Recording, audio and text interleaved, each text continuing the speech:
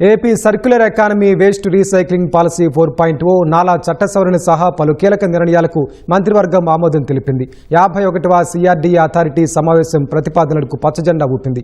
కడప జిల్లా మైలవరంలో 250 మెగావాట్ల solar power project ఏర్పాటుకు ఆమోదం తెలిపారు. నాలా చట్ట సవరణకు సంబంధించి సాగు భూమిని వ్యవసాయేతర భూమిగా మార్చడం ద్వారా వచ్చే ఆదాయం పంచాయతీలకు వచ్చేలా చూడాలని ఉప ముఖ్యమంత్రి పవన్ కళ్యాణ్ సూచించారు. పవన్ మంచి సూచన చేశారన్న సీఎం ఉత్తర్వుల్లో ఆయా ప్రతిపాదనలు చేర్చాలని అధికారులను ఆదేశించారు. అమరావతిలోని సచివాలయంలో 3 గంటలకు పైగా జరిగిన కేబినెట్ సమావేశంలో 30కి పైగా అజెండా అంశాలను ఆమోదించారు. వచ్చే వర్షాకాల అసెంబ్లీ సమావేశాల్లో ప్రవేశపెట్టే 3 ముసాయిదా బిల్లులకు ఆమోదం తెలిపారు. సమావేశం అనంతరం మంత్రివర్గం తీసుకున్న నిర్ణయాల వివరాలను మంత్రి పార్థసారథి మీడియాకు వెల్లడించారు. Andhra Pradesh circular economy waste recycling policy 4.0పై కేబినెట్ భేటీలో చర్చించారు. వ్యవసాయ భూమిని వ్యవసాయేతర భూమిగా మార్చేందుకు సంబంధించిన నాలా చట్ట సవరణలకు మంత్రివర్గం ఆమోదం తెలిపింది. నాలా పన్ను 4% స్థానిక సంస్థలకు, అర్బన్ డెవలప్మెంట్ అథారిటీలకు ఎంత ఇవ్వాలి అనే అంశాన్ని మంత్రి మనోహర్ ప్రస్తావనకు తెచ్చారు. 70% స్థానిక సంస్థలకు, 30% అథారిటీలకు ఇవ్వాలని సీఎం ఆదేశించారు.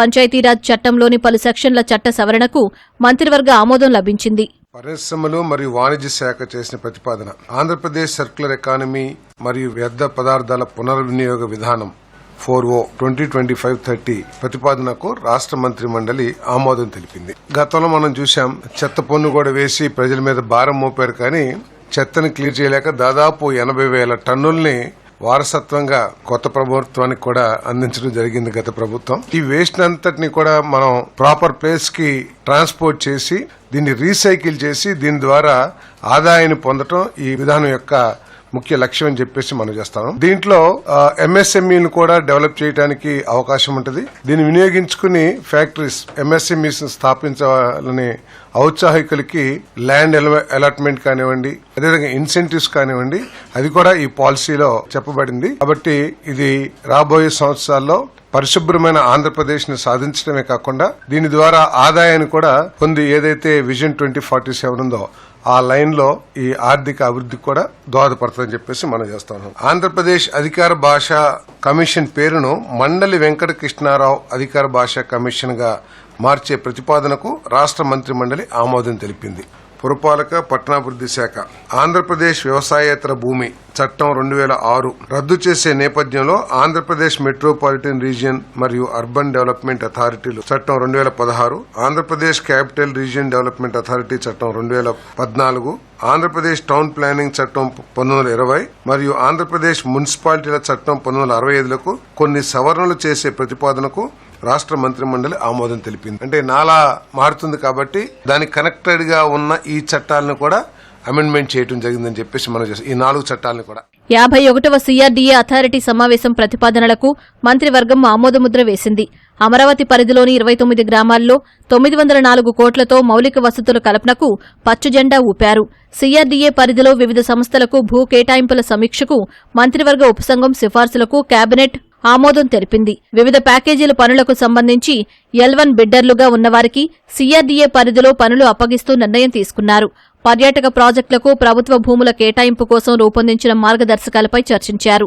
కాకినాడ జిల్లా గండేపల్లి మండలం తాళ్లూరులో తోట వెంకటాచలం పుష్కర లిఫ్ట్ ఇరిగేషన్ పథకం ప్రధాన కాలువ అభివృద్ది పనులకు ఆమోదం తెలిపారు. చింతూరులోని 50 పడకల కమ్యూనిటీ హెల్త్ సెంటర్ను అల్లూరి సీతారామరాజు జిల్లా 100 పడకల ఏరియా ఆసుపత్రిగా అభివృద్ది చేయడంతో పాటు 56 కొత్త పోస్టుల మంజూరు ప్రతిపాదనలకు మంత్రివర్గం ఆమోదముద్ర వేసింది.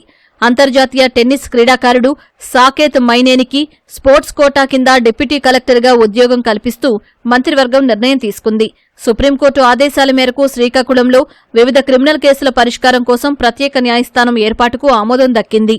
అమరావతి క్యాపిటల్ సిటీ ఆంధ్రప్రదేశ్ లో క్రిటికల్ ఇన్ఫ్రాస్ట్రక్చర్ మరియు ఇన్వెస్ట్మెంట్ ప్లాన్ కింద గ్రామ పంచాయతీలలోని ల్యాండ్ పూలింగ్ సిస్టంలోని జోన్లలో మౌలిక సౌకర్యాల అభివృద్ధికి 7 సంవత్సరాల నిర్వహణ మరియు రక్షణతో ఈపీసీ మోడ్ కింద జోన్ వారీగా టెండర్లను ఆహ్వానించేందుకు అనుమతిస్తూ అభివృద్ది మౌలిక సదుపాయాల కార్యక్రమం కోసం 904 కోట్ల మొత్తంకు పరిపాలన ఆమోదం ఇచ్చే ప్రతిపాదనకు రాష్ట్ర మంత్రి మండలి ఆమోదం తెలిపింది.